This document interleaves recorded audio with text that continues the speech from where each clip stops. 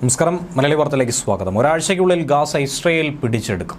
ഗാസയിലെ മുഴുവൻ പലസ്തീനികളെയും പുറത്താക്കിയ ശേഷം ഗാസയുടെ ഭരണവും നിയന്ത്രണവും ഇസ്രയേൽ ഏറ്റെടുക്കാൻ തീരുമാനമായി. 24 മണിക്കൂറിനുള്ളിൽ ഇവിടെ കഴിയാനായി സാധിക്കൂ.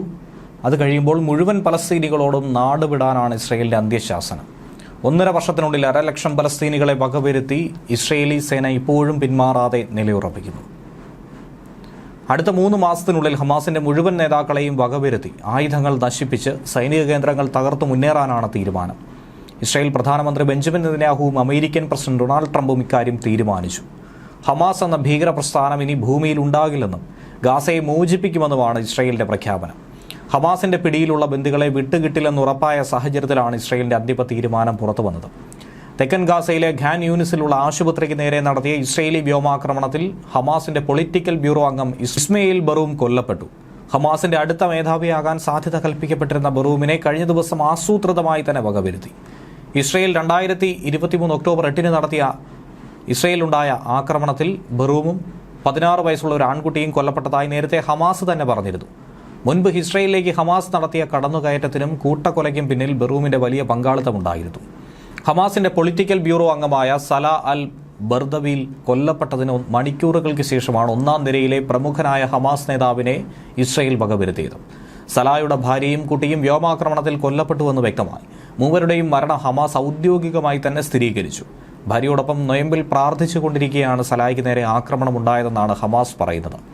ഹമാസിന്റെ പൊളിറ്റിക്കൽ ബ്യൂറോ അംഗവും പലസ്തീൻ റെസിസ്റ്റൻസ് ഓർഗനൈസേഷൻ വക്താവുമായിരുന്ന സല ഇസ്രയേൽ 1.5 വർഷമായി തുടരുന്ന ആക്രമണത്തിൽ ഗാസയിൽ കൊല്ലപ്പെട്ടവരുടെ എണ്ണം 50,000 കടന്നതോടെ ഇത്രയേറെ പലസ്തീനികൾ കൊല്ലപ്പെട്ട മറ്റൊരു യുദ്ധവും സമീപകാലത്തൊന്നും ഉണ്ടായിട്ടില്ല.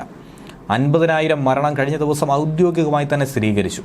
ശനിയാഴ്ച മാത്രം 41 മരണങ്ങളാണ് റിപ്പോർട്ട് ചെയ്യപ്പെട്ടത്. ഒരാഴ്ചയ്ക്കുള്ളിൽ മാത്രം 1000-ലധികം പേരുടെ മരണം ഗാസയിൽ സംഭവിച്ചിരിക്കുന്നു. മരിച്ചവരിൽ ഭൂരിഭാഗവും സ്ത്രീകളും കുട്ടികളുമാണെന്നാണ് ഗാസ ആരോഗ്യ മന്ത്രാലയവും ഐക്യരാഷ്ട്രസഭയും പറയുന്നത്. കൊല്ലപ്പെട്ടവരുടെ യഥാർത്ഥ എണ്ണം ഇതിനേക്കാൾ ഏറെ കൂടുതലാണ്. ആളുകൾ ഇപ്പോഴും അവശിഷ്ടങ്ങൾക്കിടയിലുണ്ടെന്ന് വിശ്വസിക്കപ്പെടുന്നു. 1,10,000 പേർക്ക് പരിക്ക് സംഭവിക്കുകയും ചെയ്തു. 1.5 വർഷമായി ആക്രമണം തുടരുന്ന ഗാസയിൽ അധിനിവേശം പൂർണ്ണമാക്കി അമേരിക്ക നൽകുന്ന പിൻബലത്തിൽ സൈനിക ഭരണം ഏർപ്പെടുത്താൻ ഒരുങ്ങുകയാണ് ഇസ്രയേൽ. ഗാസയെ പൂർണ്ണമായും വരുതിയിലാക്കാൻ ഇസ്രയേൽ സൈന്യത്തിന് 5 ഡിവിഷനുകൾ വേണ്ടിവരുമെന്നാണ് കണക്കാക്കുന്നത്. ട്രംപ് അധികാരമേറ്റ ഉടൻ ഗാസ അമേരിക്കൻ നിയന്ത്രണത്തിലുള്ള വിനോദസഞ്ചാര കേന്ദ്രമായി മാറുമെന്ന് പ്രഖ്യാപിച്ചു കഴിഞ്ഞു. ഇതിനെതിരെ പ്രതിഷേധം ശക്തമായതിനൊപ്പം ട്രംപിന്റെ നീക്കത്തിന് ബദലായി അറബ് രാജ്യങ്ങൾ ഗാസ പുനർനിർമ്മാണ പദ്ധതി അവതരിപ്പിക്കുകയും ചെയ്തു. ഇതിനിടയിലാണ് ഇസ്രായേൽ നേരിട്ട് സമ്പൂർണ്ണ അധിനിവേശവും സൈനിക ഭരണവും നടപ്പിലാക്കാൻ ഒരുങ്ങുന്നത്. ഗാസയിൽ വരും ദിവസങ്ങളിൽ ഇസ്രായേൽ സൈന്യം നടപടി ശക്തമാക്കും എന്നതിന്റെ സൂചനകളാണ് പുറത്തുവരുന്നത്. ഹമാസിനെതിരായ ആക്രമണം ശക്തമാക്കാൻ ഒരുങ്ങുകയാണെന്ന് റഫാ നഗരത്തിൽ നിന്നും ജനങ്ങൾ മാറണമെന്നും ഇസ്രായേൽ മുന്നറിയിപ്പ് നൽകി കഴിഞ്ഞു. പലസ്തീൻകാർ ഗാസയുടെ വടക്കോട്ട് നീങ്ങണമെന്നാണ് മുന്നറിയിപ്പ്. യുദ്ധം ശക്തിപ്പെടുത്തുന്നതിന് മുന്നോടിയായി അമേരിക്കൻ പ്രതിരോധ സെക്രട്ടറി മാർക്കോ റൂബിയോയുമായി ഇസ്രായേൽ പ്രധാനമന്ത്രി ബെഞ്ചമിൻ നെതന്യാഹു ഇന്നലെ ഫോണിലും വിശദമായ ചർച്ച നടത്തിയിരുന്നു.